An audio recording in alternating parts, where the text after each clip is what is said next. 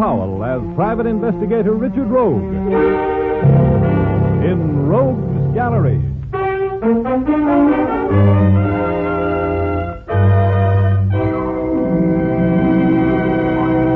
Rogue speaking. As I walked down the corridor of the death house, the butterflies in my stomach were doing a soft shoe dance to the beat of a dirge. In a half hour, Mike Royal, the man I was about to see, would die of sitting in a chair. An occupational disease common to the business of murdering. This was not my idea of a pleasant way to start an evening, but that's the way it was. I was there by special request of the condemned man, and completely in the dark as to why. When the guard and I reached the cage, Mike Royal was standing there with his face squeezed into the bars. Already they had slit his trouser leg and shaved his head, so 50,000 volts could enter quickly without knocking. Here we are, Rogue. Thanks, Ensign. Hello, Mike. Oh, thank God you're here, Rogue. I didn't know if they'd let you come. I got here as fast as I could. Go on in, Rogue. But you've only got 5 minutes. Orders. Okay, that's all we need.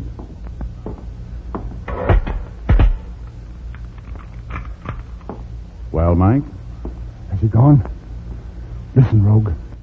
You've got to help me. Now, Mike, your lawyer's throwing the book at them. Every appeal's been turned down. What can I do for you? I'm not talking about something for me.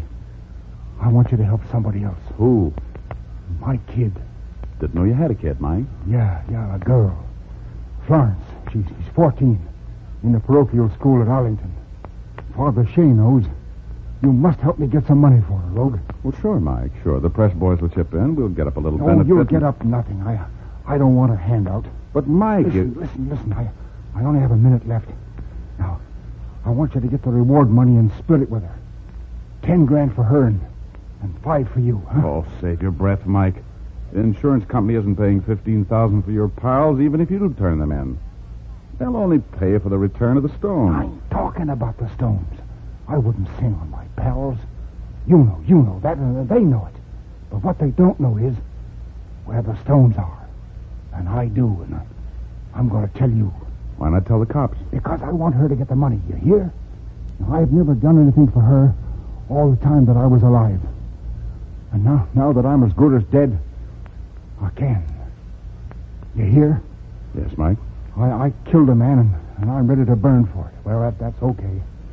But wherever I'm going and whoever I have to answer to, I can face it better if I check out doing something decent. And you're the only one who can help me, Rogan. Well, you've just got to give me a break. Okay, Mike, okay. I'll do what I can. Not for you now, but for your kid. Where do I get the stones? An angel will hand them to you. Now come back to Earth, will you, Mike? Where do I get the stones? An angel will hand them to you. An angel, huh? Oh, I see. Yeah, I get it. That's all I can tell you, Rogue. That's all I can tell you. Okay, Mike. Anything you say. Time's up, Rogue. Right, Hanson. Promise me you'll do it, Rogue. Sure I will, Mike. Sure I will. Anything you say. Yeah. And split it 10 and 5, huh? Sure. Anything you say. Yeah. Rogue. Yeah? So long, fella. So long, Mike. That was very nice of you, Mr. Rogue. Oh, Father Shea. I didn't see you. I just couldn't help hearing you promise to do something for Mike. I don't know what it is, but I can see your heart's in the right place. Father, you haven't been worrying about me. I confess I was beginning to. You know, you've been pretty close to the line of the law. Always just inside, Father. I think you can stop worrying. Perhaps I will. Granting a dying man's last wish is a good sign. A very good sign. Well, the least I could do was say I would. Say you would? You mean you're not going to? I would if I could, Father, but I'm no crystal ball. I can't read his mind. Mike's got angels and his daughter and $15,000 all mixed up in his mind like farmer's salad. Perhaps I can find out what he means and tell you. No, Father. Mike told me to go see an angel. But I'm not quite ready to meet the angels. Yet.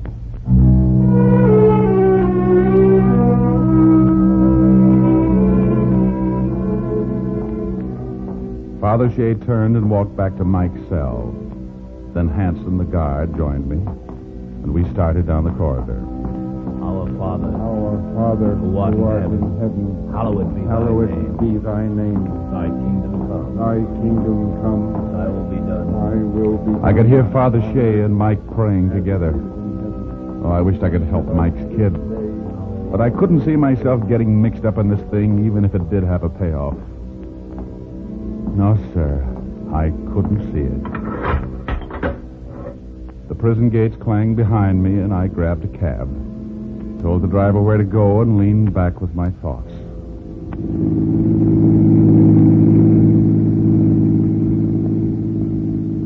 I thought of 4 big shining diamonds. I thought of a $15,000 reward, and of a little girl in parochial school, and of her father, who had made a death house will and testament naming me executor. And I thought of Father Shea's eyes when he thought I was backing out on my promise, and that one screwy line of Mike's, an angel will hand them to you. But any way I looked at it, all it added up to was a headache.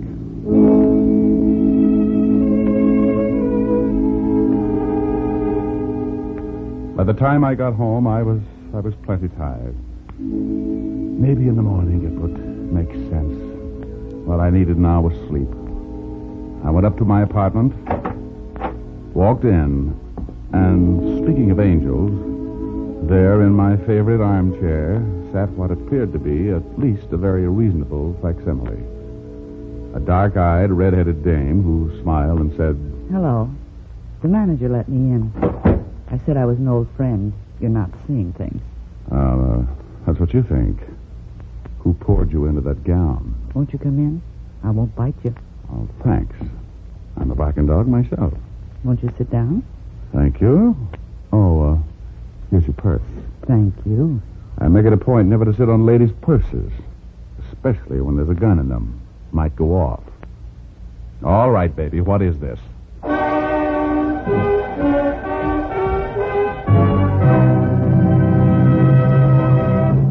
We'll continue our story in just a moment. Now back to Dick Powell as Private Investigator Richard Rogue in Rogue's Gallery.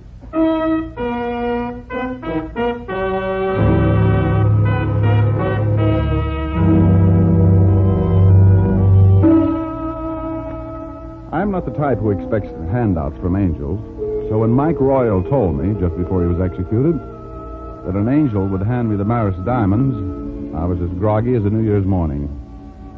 But when I reached my apartment, there sat something that looked very much like an angel. Until I found a gun in her purse. You're very clever, aren't you? Well, the doctors at Yale and Harvard are both bidding for my head when I die. I might give one to each. Anything else you'd like to know? Yes. What did Mike Royal tell you?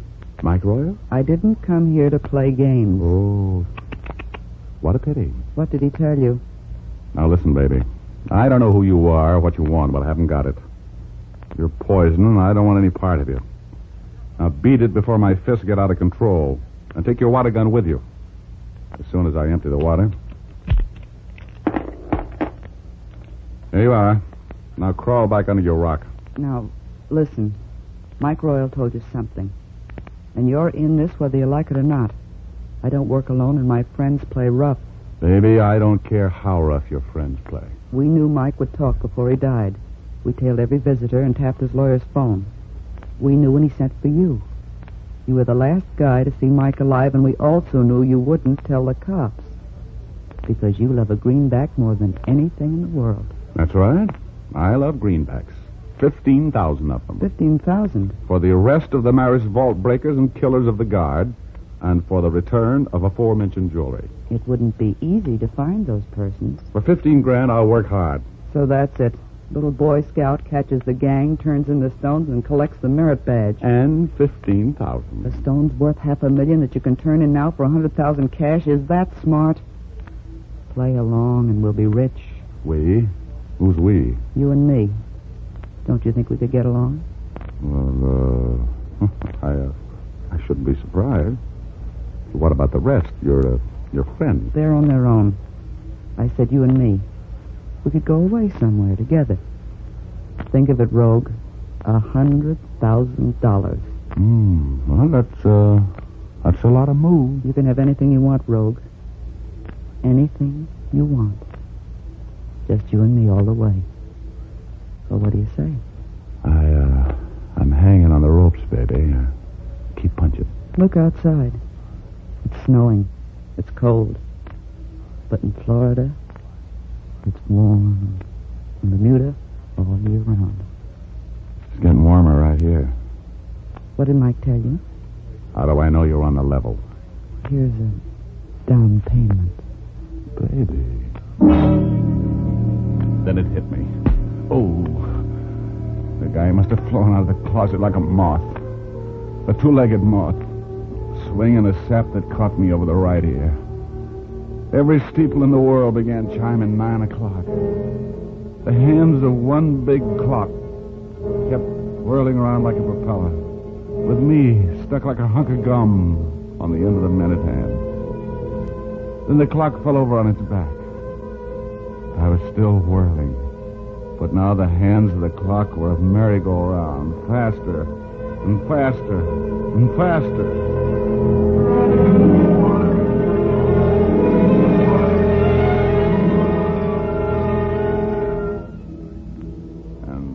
There I was, on Cloud 8.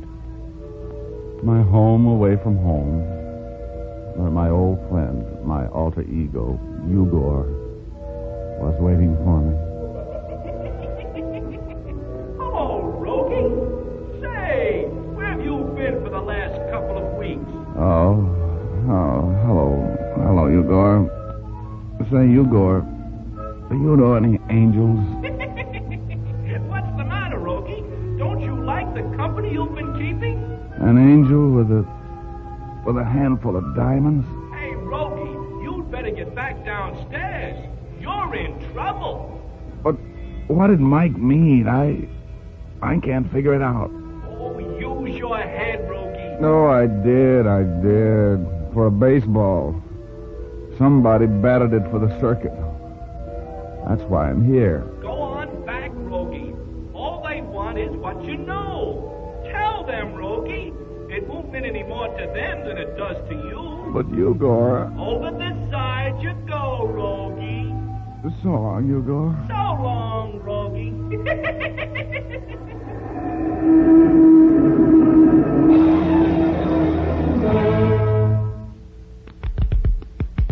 Come on, Rogue. What'd he tell you? Come on or I'll beat it out of you. Did you see Mike Royal tonight? Yes, I saw him. Did he say anything about the jewels? Did he say they were in a vault? Did he say they were in a safety deposit box? Did he say he gave them to a fence? Who did he say you'd get them from? From an angel. What? An angel. Nuts. All he gives us is double talk. I'll slap it out of him if I have to slap his head off. Oh, maybe he really doesn't know. He knows plenty.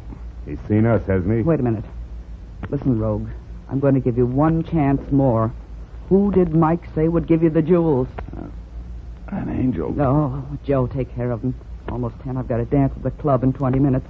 I don't want them to think there's anything wrong. Keep him here. I'll be back. Okay, leave him to me. Just be careful, Joe. And now, brother, I don't want to hear no more talk about angels. Well, then stop asking. I'll keep asking till I get a straight answer.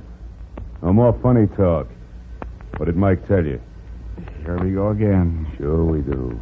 Until you talk. I'm going to ask you just 10 questions. One with each knuckle. What did Mike tell you? What did Mike tell you? Come on, talk!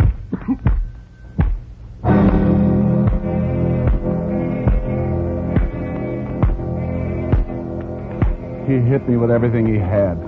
I went sailing across the room, 3 sheets in the wind.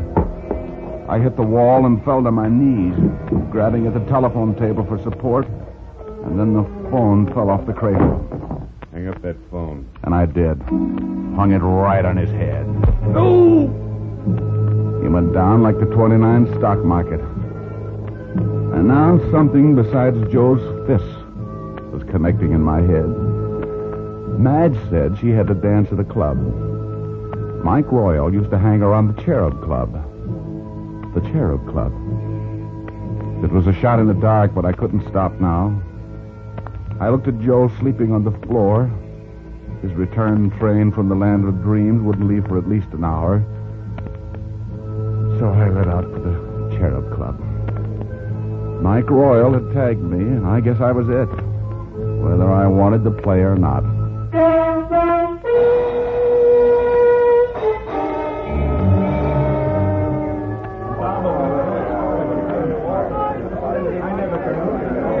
Throw him again, Mr. Rogue. Yeah, throw him again. Pause your point again. You're kind of fond of that number, ain't you? Yeah, I don't know why.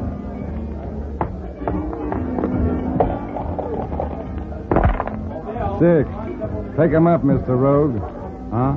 Oh, yeah. Say, why don't you keep your mind on this game? Gonna watch the floor show? Watch the floor show.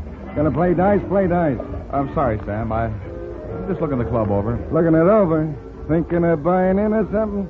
No, it's just that I see a lot of changes since I was here last. All for the worse, too. Yeah. Nobody to look after the place since Mike Royal got in trouble and left. Poor Mike. Hey, Mike did hang around here a lot, didn't he, huh? Sure. He was general handyman. Dolled the place up. Fixed props for the gals on the line. Mike was always puttering around.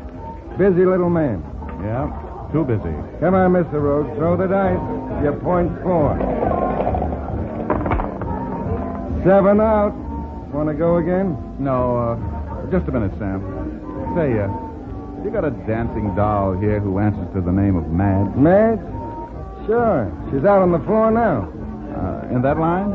Second from the inn. Oh. In the devil costume, you mean, with the pitchfork? No, that's Lil. Madge is on the other side. The angel with the wings and the crown. Angel? Oh. Yeah. They haven't changed that hungry number for 3 months. Since before Mike left. I can't look at it anymore. Angel, huh? Hey, Sam. Sam, I got $10 that says you can't tell me how to get backstage. I'll take that bet. Huh? Oh. Hello, Joe. I thought I left you in dreamland. I'm a light sleeper. What are you doing here? Playing tiddlywinks. What are you doing here? What does it look like? Playing dice, stupid. Don't get funny. Joe, for Pete's sake, don't start anything here. You know the boss don't like it. Stay out of this, Sam. Okay, Rogue, you don't want to talk? You can walk. Where to? You wanted to go backstage. Okay, this gun will show you the way.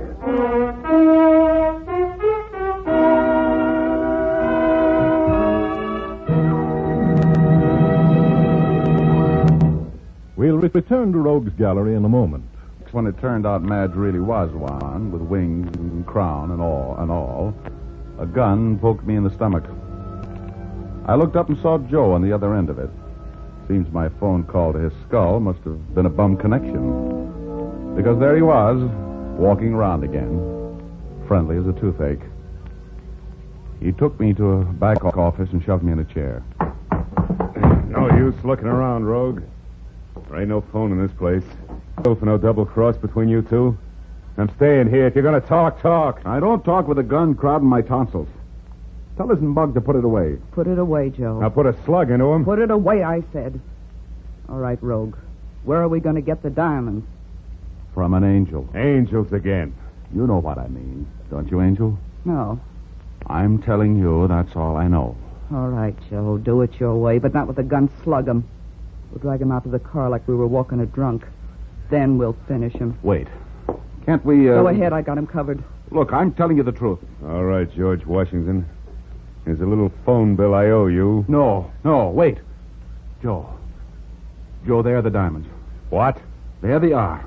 Madge is wearing them. What are you talking about? Mike told me an angel would hand them to me. Madge is the angel, Joe. Look at the way she's dressed. Those are the jewels in her crown. 4 of them, see? You're crazy. These jewels are paste. No, they're not. Listen, Joe. Mike worked here, didn't he? Gave the girls their props. They've been doing this number at the club since before Mike was put away. There were 4 stones, weren't there? And there are 4 in that crown. Look at those stones, Joe. They're real. Madge, give me that crown. Don't fall for that, Joe. Finish him off. Didn't I tell you before an angel had them? Yeah, you said it before. You dim bulb. Can't you see he's stalling? She knows it's true, Joe. She's going to try to pull a double cross. Give me that crown. Wait a minute, Joe. Don't let her get out of this room with those stones, Joe. She'll double cross us Cut both. it out, Rogue. You're getting Joe excited. He doesn't know what he's doing half the time anyway. Give me that crown. Listen to me. I'm still running the show, and you're going to take my orders. You'd have burned with Mike tonight if it weren't for me. Shut up. You just watch this monkey until I get back. Keep your gun on him. You ain't leaving this room with that crown. Don't be nuts. Madge. Let go of me. Look out, Joe! Too late, baby. I've got him. Hey, you're breaking my arm. I will if you don't drop that gun. Madge, get this guy off me. Okay, let go of him, Rogue. Oh, no, you don't, baby. Oh, claws, huh? Okay, break it up. Break it up. I've got you covered, all of you. Hey, cops. Urban. Urban. Where did you come from? Well, the switchboard girl at your hotel called me when you didn't answer after your phone fell off the hook. I got to your room in time to see this lug stagger out, and I tailed him here. But I didn't know where you were until I heard the scuffle. Now, what the devil is going on anyway? Well, I'll explain in a minute, Urban. First, there's a little unfinished business to attend to. Yeah, what's that? Just this. Little Joey boy's been asking for that all night. I'm sorry I can't oblige you too, Madge, but I'm a gentleman. Darn it. Hey, Rogue, what gives? Well, Urban, you'll probably be pleased to know that my little playmates here are the Marist jewel thieves. Yeah? Yeah. Now, Madge, if you'll just give the nice man the crown you're wearing. No, you don't. Listen, baby. I could forget about being a gentleman very easily. Give it to him. Here, you... That's better. Okay, O'Brien, take these two down and book them on suspicion. Come on, you two. Now, Rogie, what's this crown business? That, my friend, is a death house legacy.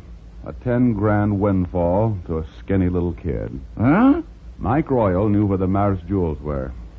He wanted to tell me so I could turn them in and split the reward with his kid. But he knew his pals would be laying for me, and he knew they'd try to beat out of me whatever he told me. But what I didn't know, I couldn't tell. Under fists or bullets. So? So, all he told me was that an angel would hand them to me. He hoped they wouldn't be able to figure it out, and I would. And you did? I certainly did. As usual, I might say. And there are the jewels in that crown. In this crown? Rogue, are you kidding? These are paste. 10-cent store stuff. I know diamonds when I see them. Oh, let's not go through that again. Those are diamonds. Yeah? Suppose I pound them a little with my gun. If they're diamonds, it won't hurt them. Go ahead. Look. That's one. There's a second one, Rogie. Oh, brother. Well, shall I go on, Rogie, or do we just go home? You win, Urban. Let's get out of here.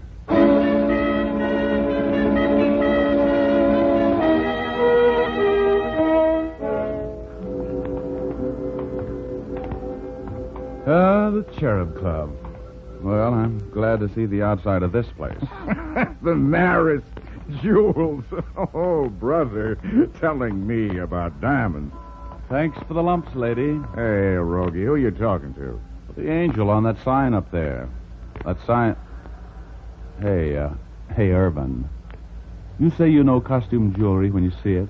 A mile away. Ah, well, take a look at that sign up there. See the stars in that angel's hand? See how bright they are? Now, what would you say they were? 4 glitter stones. From the 5 and 10? From the 5 and 10. Ah, get yourself a ladder, Urban. Climb it and take the Marist jewels out of that angel's hand. Well, I knew it all the time. I was kidding about the crown. You see, Mike didn't tell me an angel would give them to me. He said an angel would hand them to me. Smart, wasn't I? Yes, I found the jewels all right. Mike Royal, the club handyman, had put them in the angel's hand when he knew the police were closing in. And Mike's daughter in the parochial school got the 10 grand all right. And Joe and Madge got theirs too, life. And me? Well, I took my 5 grand and had a wonderful time. Went right back to the galloping dominoes at the Cherub Club. Tried all night long, but I never did make my point. You know, that 4 is hard to make. Even the easy way. You know what I mean?